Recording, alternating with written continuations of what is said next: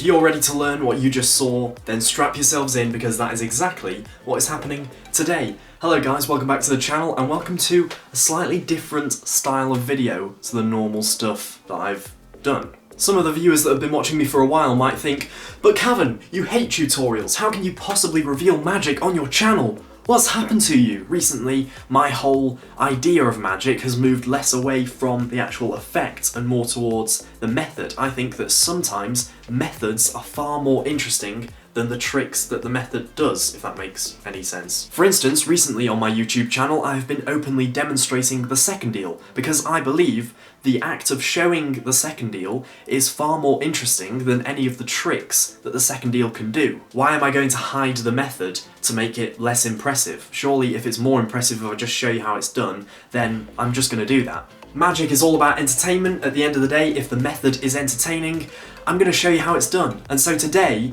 I'm doing a tutorial because I genuinely believe this method is entertaining in itself. So, I never thought I'd say this, but let's get into the tutorial. For this, you're going to need a deck of cards. Obviously, I'm just using the Green Keeper's deck of cards if you're interested. You're also going to need some money. So yeah, order yourself a pizza, crack open a drink, and enjoy this tutorial from me. It feels very weird saying that.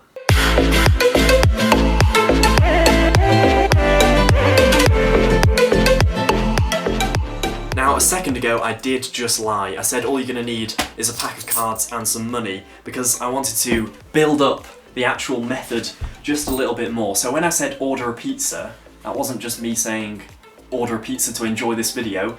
You're actually going to need something that a pizza comes with when you order it from takeaway. And here is why I think this method is really entertaining. Because you're going to need one of these. This is one of those little white pizza mini little table things that comes in the box so that the box doesn't get crushed. This is literally the secret, and I'm going to tell you how you can use these items to accomplish the floating deck that you just saw at the beginning of this video. So just a heads up before we begin, this trick is almost entirely for camera. I don't think you could perform this to people because it is so angle sensitive, but that's not a bad thing, it's just another form of magic. Doing magic for camera is another way of doing it, so I don't think that's a bad thing at all. Use this for Instagram or YouTube or whatever, and you'll be sure to get a little bit of attention. So next time you order a pizza, grab yourself one of these, and literally the first stage of the trick is just putting the deck on top. A little bit of readjustment, and it really does look like that deck is floating. So I've just zoomed in here to give you a better angle. This is what it looks like. Now, at the moment, especially with a very plain colour of card mat, it doesn't really look like it's floating unless you actually draw attention to it. And the best way of doing that is by passing your hand right underneath. You can even act as if you're holding the box and then let go, move your hand out of the way. And you really can slide your hand right under, being careful not to knock that table, of course. And once you know where it is, you can slide your hand quite quickly just to convince them that this deck really is floating. Now the camera's at this angle, you can see exactly what's going on. It really does look ridiculous from this angle with the whole three-legged pizza table thing going on. Pizza table? I don't think that's what it's called. The little stand underneath. So what I like to do is look from the angle where I can see the table, making sure the camera can't, and then with my hand just slide right through those legs, being careful not to knock it too much. And from the angles that you're going to choose with your camera, it will really look convincing. And you don't even need a tripod as well. You can literally just hold your phone camera at the right angle and revolve around it. Now, there was one version I did that involved this money, which is why I have the money here, so I'll teach you that right now. For this version, you're going to need to get rid of the cards so that you're just left with the empty card box. All the coins are right at the bottom, and what this does is it shifts the center of gravity right the way down so that that pizza stand can be all the way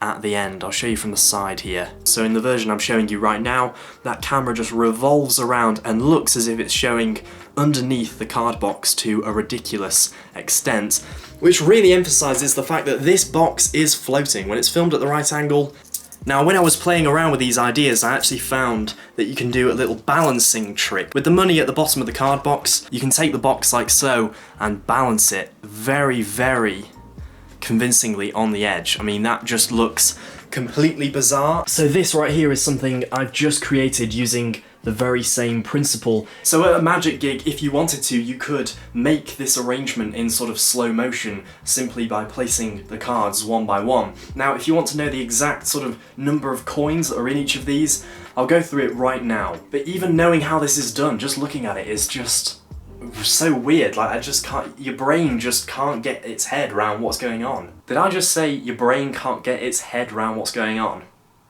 Oh. So this top box right here has absolutely no coins in. You want this one to be as light as possible because it's on the very sort of end, the very top. This one has the most coins in because it needs to balance not only its own weight, but also the weight of this card box. But then this very bottom one also needs some coins, not quite as many, just enough so that it will stand up and hold itself together. But there we go, 3 card boxes, some coins, and an incredible balancing structure. I'd love to see what you guys come up with using this principle. Maybe you can have a card tower floating using the pizza table principle. The pizza table principle, that's got a ring to it, I quite like that.